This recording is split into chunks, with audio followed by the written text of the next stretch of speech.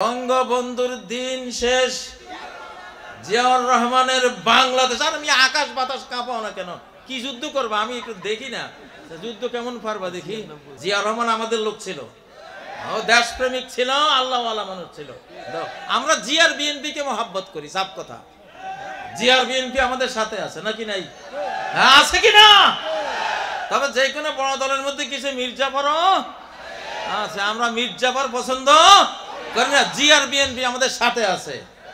বঙ্গবন্ধুর দিন শেষ, জিয়াউর রহমানের বাংলাদেশ। আর আমি আকাশ বাতাস কাঁপাও না কেন? কি যুদ্ধ করবো? আমি একটু দেখি না যুদ্ধ কেমন পারবা দেখি।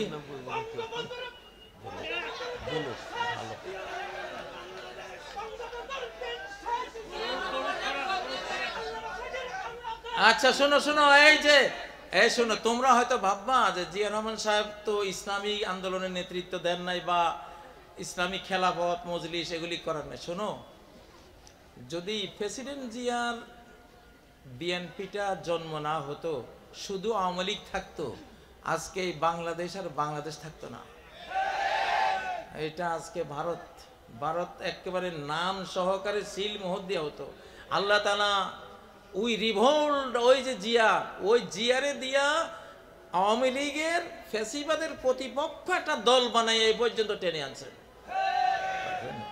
এটা ইতিহাস, এটা স্বীকার করতে হবে। জিয়া সাহেব যখন ক্ষমতায় আসেন তখন বন্ধ হয়ে যাওয়া নারায়ে তাকবীর, সেই ট্যাঙ্কের উপরে সৈনিক আর জনগণ মিলে 7ই নভেম্বর কোন সাল? 1975 সাল প্রথম ঢাকার অলিতে গলিতে জনগণ আর সৈনিকরা একসাথে হয়ে নারায়ে তাকবীর স্লোগান দিয়েছিল। এটা ওই 71 to 75 বন্ধ ছিল। তোমরা ইতিহাস বললে তো হবে না। ইতিহাস, আল্লাহ তাআলা, জিয়াউর রহমান তিনি আল্লাহওয়ালা ছিলেন। হিজবুল বাহরে 3 দিন আমি ওনার সাথে ছিলাম, আমি দেখেছি ওনাকে। তো পরবর্তীতে গিয়ে ভারতীয় রয়ের এজেন্ডা, রয়ের দালালরা অনেক নেতাদেরকে বাগাইয়া বিভিন্ন টাইপ করছে। জিয়াকে তো তারাই মেরেছে না? তো এই জন্য জিয়াউর রহমান একজন সত্য দেশপ্রেমিক ছিলেন। আমরা তার বিএনপি পছন্দ করি। তার বিএনপি আমাদের ইসলামী রাজনীতির সাথে আছে আমি মনে করি, ঠিক নয় কি? তো সেই জন্য স্লোগান, গোটা জাতি যাতে ঐক্যবদ্ধ থাকে, গোটা জাতি যাতে ঐক্যবদ্ধ থাকে, যে দলগুলি আমাদের যত কাছে তাদেরকে যাতে শত্রু দেশ টেনে নিতে না পারে, এই জন্য আমরা তাদের বুকে জড়াবো ইনশাআল্লাহ, ঠিক নয় কি? আমি তথ্যটা কেন দিচ্ছি যে বেঈমানরা বুঝে ইমানদারদের এক দল সাথে না নিলে জীবনেও জয়ী হবে না। তা আমাদের কি উচিত হবে যে আমাদের এই মুসলিম সমাজের একটা অংশকে আমরা সেই আরএসএস বিজেপির হাতে ছেড়ে দেই? এটা কি সমীচীন হবে? তাহলে তো হতে পারে যে ওই লর্ড ক্লাইভের মতো, টিপু সুলতানের কাহিনীর মতো আরেকটা বিজয় ওই ইমানদারদের কারণে ওদের পক্ষে যেতে পারার আশঙ্কা আছে কিনা? যদিও এখন সময় পাল্টেছে, ইনশাআল্লাহ বিজয়ী আমরা হব, কিন্তু সেই সুযোগ আমরা দিতে চাই না। বিএনপি, জামাতে ইসলামী, খেলাফত মজলিস এবং হেফাজতে ইসলাম, ইসলামী সবাই ঐক্যবদ্ধ হয়ে আমরা বাংলাদেশকে চির উন্নতশীল, চির স্বাধীন, চির অখণ্ড, চির নিরাপদ রাখবো ইনশাআল্লাহ, ঠিক আছে? আরেকটা স্লোগান দেই, বঙ্গবন্ধুর দিন শেষ, মাসুদ সাঈদীর বাংলাদেশ। আরে দাও না মিয়া, স্লোগান দাও না।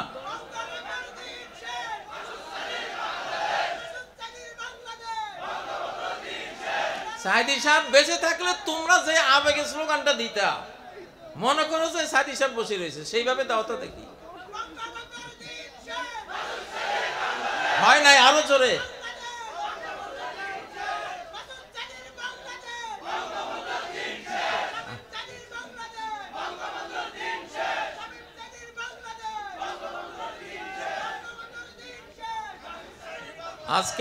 আজকের এই যে কোরআনের তাফসিরের মাহফিল, এইখানে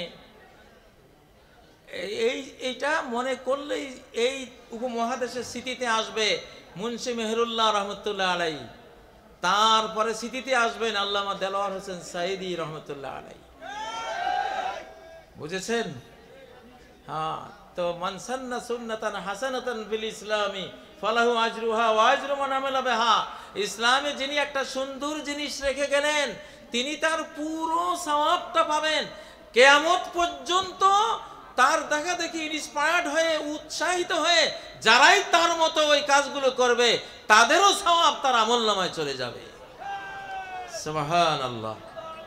তাহলে কত বড় কথা, ঠিক না?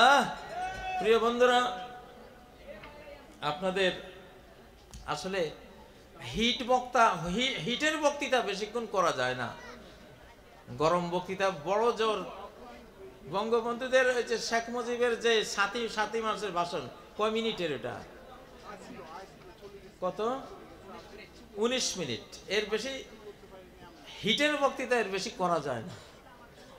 শরীরের মধ্যে একটা আসে, শরীরে হিট খায়। আমি তো ঘামাই গেছি একবারে, এখন কাশি শুরু হবে। ঘামটা ঠান্ডা হয়ে শীতল হয়ে এক ধরনের বিক্রিয়া তৈরি করবে। এই জন্য হিটের বক্তৃতা বেশি করা যায় না। আর বাংলাদেশকে এখন ঠান্ডা হতে দেব না। হিটের বক্তৃতা 30 মিনিট 40 মিনিট হলেই এটা 2 ঘন্টা সমান, ঠিক না? 5 গিয়ারে যদি আপনি 30 মিনিট চলেন, এটা সেকেন্ড গিয়ারে অন্তত 1.5 ঘন্টা চলার সমান, ঠিক না? গতি বেশি তো। তো এই জন্য আমার ভাই মোস্তফা ভাইয়ের কথা না বললে হয় না। উনি দুবাইতে, আমাদের মোস্তফা ভাই কই, উনি আছেন? এই যে আজকের এই মাহফিলের যত নেপথ্য নায়ক হলেন এই মোস্তফা ভাই। দুবাইতে ওনার সাথে আমাদের দুইজনের সাক্ষাৎ হয়েছিল। ওইখানে সিদ্ধান্ত উনি বারবার ওনাকে দুজনকে বলেছিলেন, আমরা তো বেয়াই পুত্রা, কিন্তু আমার মেয়ে জাফর সাহেবের ছেলে, জাফর সাহেবের মেয়ে সাইদি সাহেবের ছেলে, আমরা তো 3 বেয়াই ছিলাম মুরব্বী লেভেল। তো মুরব্বীতে একজন চলে গেছেন, আরেকজন দুর্বল হয়ে গেছেন। না, আমি কি করবো, আমি ওনাদের সাথে নিয়ে চলতেছি আর কি। আমি আসলে দুবাইতে গিয়া, আমি সাধারণত একা চলি, চুপচাপ চলি। হঠাৎ উনি আমাকে খুঁজে বের করে দুবাইতে 8-10টা মাহফিল প্রোগ্রাম, বাংলাদেশ, ইংল্যান্ড, তারপরে আমেরিকা, দুনিয়া শুদ্ধ আমারে উনি শো করাইছেন। তো আমি ওনার নাম দিয়েছি উদ্ধারকারী হামজা। আমি লুকিয়েছিলাম, উনি কোত্থেকে আমার ট্রেনে তুলে গোটা পৃথিবীর সামনে। আমি যে দুবাই আছে এটা অনেকে জানতো না। আমি আমার শিশুকাল থেকে সাধারণত একটু গবেষণা করতে হয়, ভাবতে হয়। ওই জন্য আমার ওই একলা না থাকলে ওগুলো হয় না। তো আমি যেন একাকী বেশি পছন্দ করি।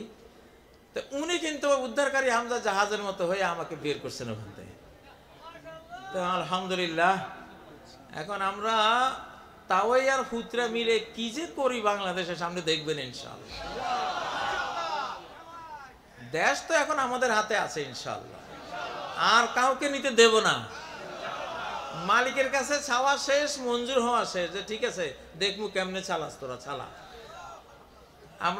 আমি স্পিরিচুয়াল ওয়ার্ল্ডে কাজ করি, ওনারা ফিজিক্যাল ওয়ার্ল্ডে কাজ করে। দুইটা, এটা সমন্বয়, কিন্তু বিরাট সমন্বয়। শুধু বাংলাদেশ না, সারা পৃথিবীতে আর কোনো অমুসলিম শক্তি মাথা ছাড়া দিয়ে উঠতে পারবে না ইনশাল্লাহ।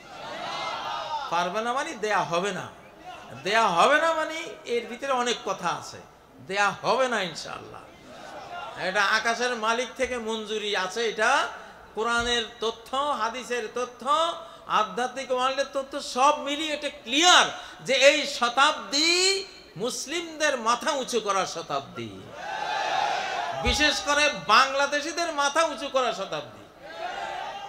তাজদীদি সন, ইসলামের নবায়নের সনটা উদ্বোধন হয়েছে বাংলাদেশে। বাংলাদেশ স্বাধীন হওয়ার পরেই স্বাধীন হয়েছে সিরিয়া, সিরিয়া স্বাধীন হওয়ার পরেই স্বাধীন হয়েছে ফিলিস্তিন। সুবহানাল্লাহ। শুরুটা কোত্থেকে?